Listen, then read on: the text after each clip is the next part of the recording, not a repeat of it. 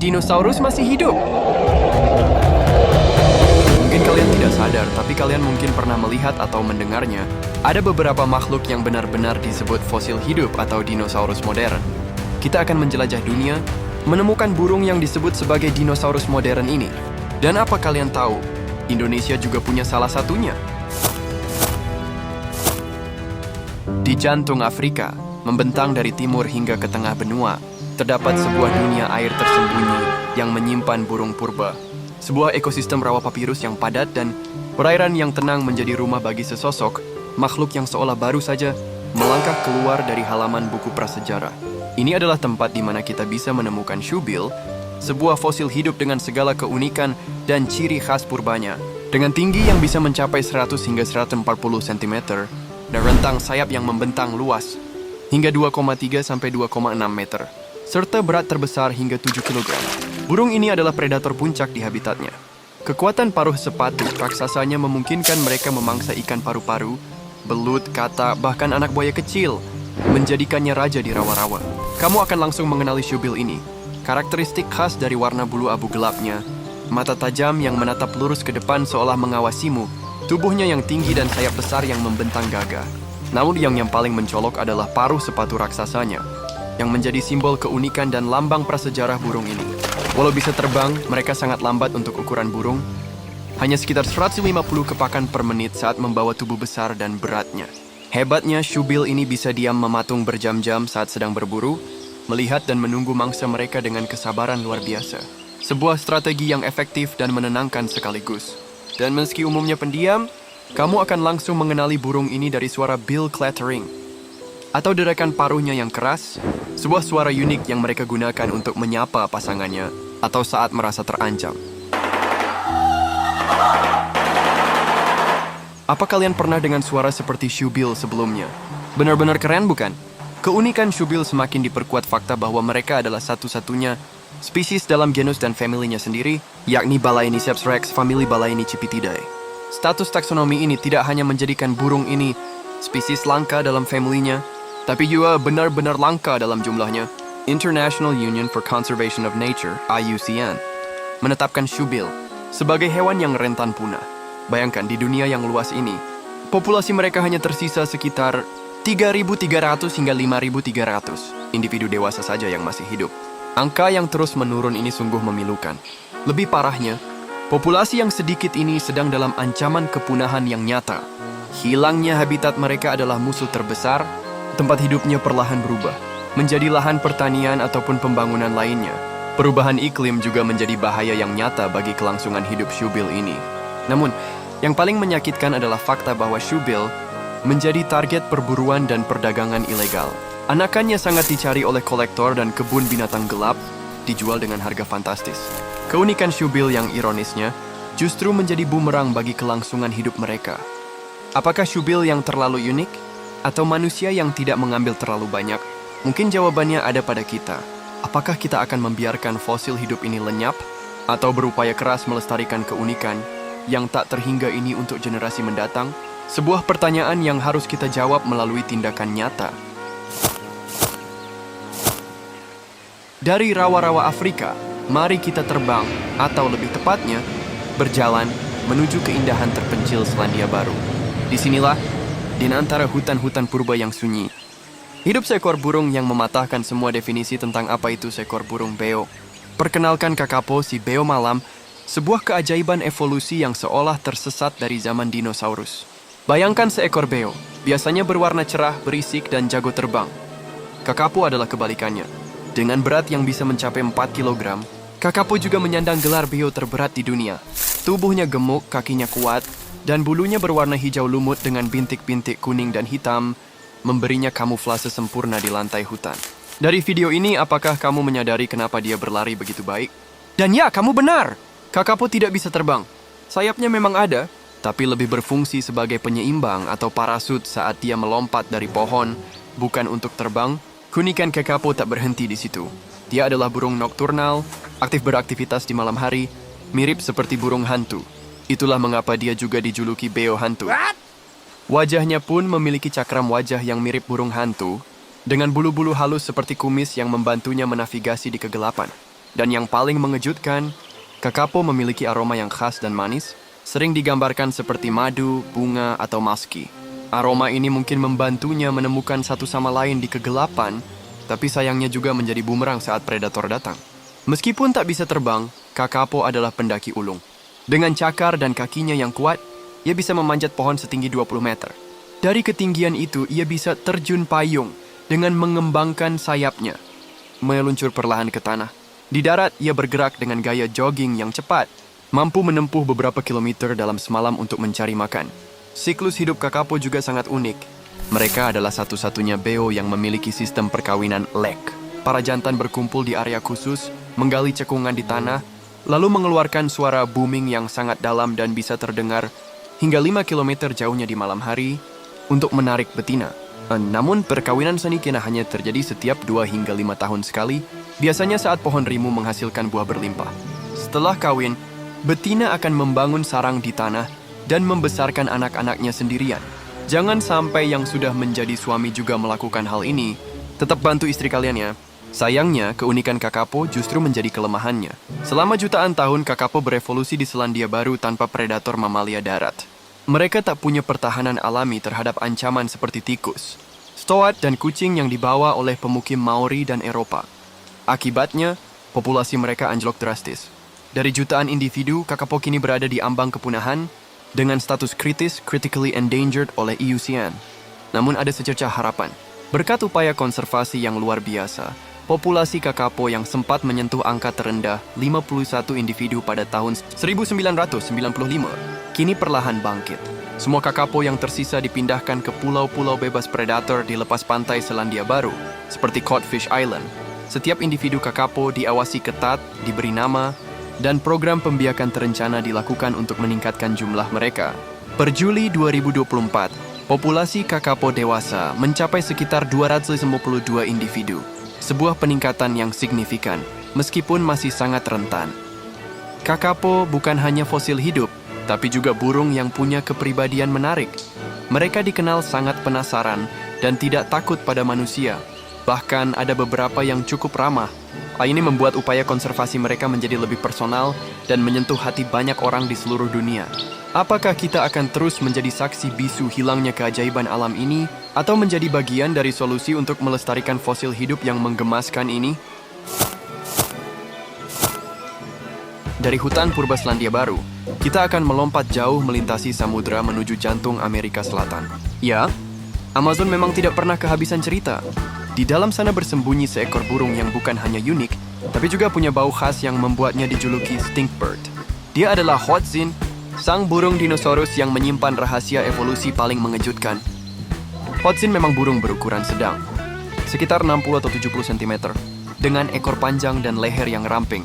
Bulu-bulunya berwarna coklat kemerahan di punggung, dan di kepalanya ada jambul yang terlihat acak-acakan, serta area kulit biru cerah di sekitar matanya yang merah tajam. Sekilas ia mungkin terlihat seperti burung biasa, tapi jangan salah, di balik penampilannya, ia menyimpan misteri purba.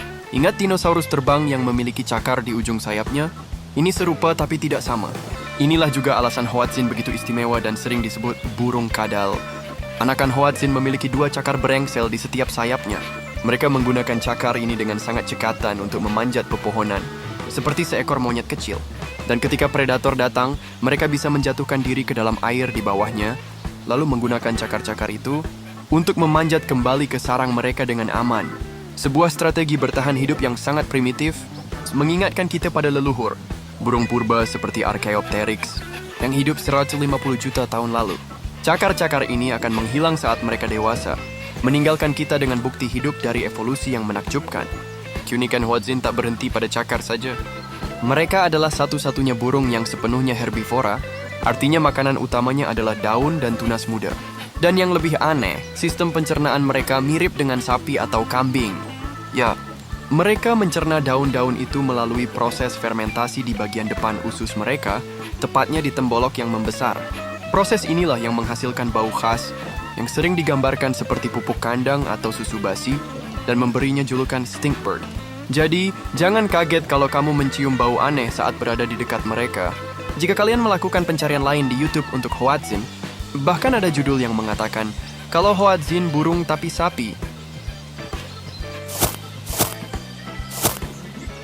Mari kita menjelajahi sudut lain yang lebih dalam di Selandia Baru.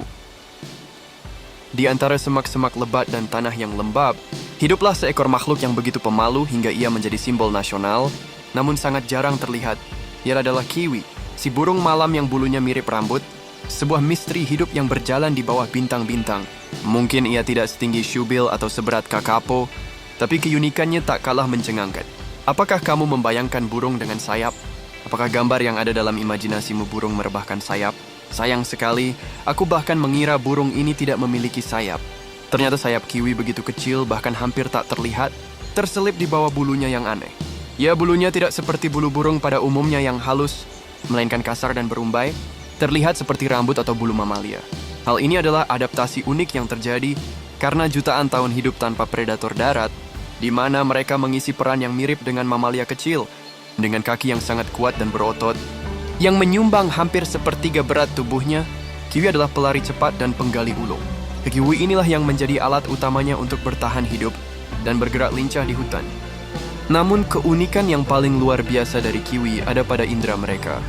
Dengan mata yang kecil dan penglihatan yang buruk, terutama di siang hari, kiwi sangat bergantung pada indera lain. Bayangkan, lubang hidung mereka berada di ujung paruh yang sangat panjang. Ini adalah satu-satunya burung di dunia dengan keunikan seperti itu. Lubang hidung di ujung paruh ini memungkinkan mereka untuk mengendus cacing atau serangga di dalam tanah. Dengan akurasi luar biasa, menjadikan mereka pemburu nokturnal yang hebat. Mirip seperti hewan mamalia yang mencari makan dengan penciuman kuat. Siklus hidup kiwi juga penuh kejutan. Kiwi betina menghasilkan telur yang sangat besar.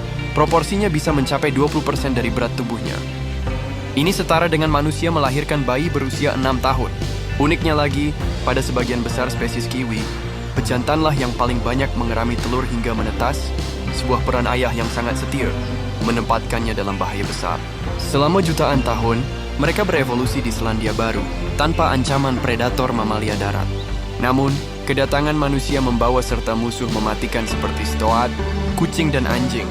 Predator-predator ini sangat mematikan bagi kiwi, yang tidak bisa terbang dan tidak memiliki pertahanan diri. Akibatnya, populasi kiwi terus menurun drastis, dan sebagian besar spesiesnya kini berstatus rentan hingga kritis oleh IUCN. Selandia Baru telah berjuang keras untuk melindungi ikon nasional mereka ini. Berbagai program konservasi intensif telah diluncurkan, mulai dari pengendalian predator, pembiakan di penangkaran, hingga pembentukan cagar alam bebas predator. Setiap langkah kecil adalah harapan untuk memastikan si burung berbulu rambut ini tetap melangkah di hutan-hutan purba mereka. Kisah kiwi adalah warisan hidup yang tak ternilai. Sebuah simbol keajaiban alam yang harus kita jaga bersama. Apakah kita akan menjadi bagian dari upaya untuk melestarikan fosil hidup ini? Pernah dengar peribahasa, rumput tetangga selalu terlihat lebih hijau? Kadang kita juga perlu melihat lebih dekat dengan rumah kita sendiri. Berbanggalah, dinosaurus modern masih ada di negara kita, Indonesia, tepatnya hutan hujan yang rimbun di Papua dan sebagian Australia. Sang dinosaurus sejati dari hutan hujan, burung paling berbahaya di dunia, sekaligus salah satu yang paling cantik dan misterius. Inilah kasuari. Kasuari adalah raksasa di antara para burung. Tingginya bisa mencapai 1,8 meter, dengan berat yang mengejutkan hingga 75 kg. Tubuhnya diselimuti bulu hitam legam yang kasar, mirip rambut atau duri, menjadikannya seperti bayangan yang bergerak di antara pepohonan. Tetapi saat ia mengangkat kepalanya, kamu akan terpesona. Kepala dan lehernya botak tanpa bulu, dihiasi warna-warna cerah seperti biru terang, ungu, merah, dan oranye, dengan 2 gelambir merah menyala menggantung di bawah dagunya. Tapi yang paling menarik perhatianmu adalah helm bertulang besar di atas kepalanya yang disebut kaska. Bentuk dan ukurannya bervariasi, tapi keberadaannya selalu memberikan kesan primitif yang kuat. Ada yang mengatakan kaska ini melindungi kepalanya saat menerobos semak belukar. Ada juga yang berpikir ini membantu mereka mendengar suara frekuensi rendah di hutan. Apa kalian berpikir helm ini untuk menghindari tilang? Mungkin tidak. Apapun fungsinya, kaska ini adalah pengingat hidup akan nenek moyang mereka dari masa purba. Kasuari adalah burung yang tidak bisa terbang. Sayapnya hanya sisa kecil yang tak berguna. Namun mereka punya senjata lain. Kaki yang besar, berotot, dan sangat kuat. Setiap kakinya dilengkapi 3 jari ke depan, dan yang paling mengerikan adalah cakar tengah yang panjang dan tajam, bisa mencapai 12 cm. Cakar ini bukan sekadar alat berjalan, melainkan belati alami yang siap digunakan untuk pertahanan diri jika ia merasa terancam. Ya, di balik keindahannya, kasuari memang dikenal sebagai burung yang bisa sangat agresif. Meskipun punya reputasi yang menakutkan, kasuari sebenarnya adalah pahlawan hutan. Mereka adalah petani hutan sejati. Sebagai pemakan buah-buahan, mereka mengonsumsi lebih dari 150 spesies buah dan biji, lalu menyebarkannya ke seluruh hutan melalui kotoran mereka. Tanpa kasuari, banyak pohon di hutan hujan mungkin tidak bisa beregenerasi, membuat ekosistem vital ini kehilangan keseimbangannya. Sayangnya, sang dinosaurus hidup ini kini berada dalam bahaya serius. Status kasuari gelambir ganda diklasifikasikan rentan oleh IUCN. Populasi mereka terus menurun drastis, hanya tersisa beberapa ribu individu di alam liar. Ancaman terbesar bagi mereka adalah hilangnya habitat. Hutan-hutan yang menjadi rumah mereka terus digunduli untuk pertanian dan pembangunan. Kasuari juga sering menjadi korban tabrakan kendaraan saat mereka menyeberang jalan, dan serangan anjing domestik atau liar menjadi momok yang mematikan, terutama bagi anak-anak kasuari yang rapuh. Kisah kasuari adalah sebuah peringatan. Mereka adalah jembatan hidup ke masa lalu bumi yang purba, sebuah keajaiban yang harus kita jaga. Apakah kita akan menjadi pelindung bagi sang petani hutan yang garang ini, atau membiarkannya lenyap seperti dinosaurus lainnya? Kasuari ini adalah jembatan kita dari dinosaurus modern menuju dinosaurus jutaan tahun sebelumnya. Apa selalu karena tangan manusia yang mengancam kehidupan para hewan purba ini? Atau kita akan bertanggung jawab untuk melestarikannya?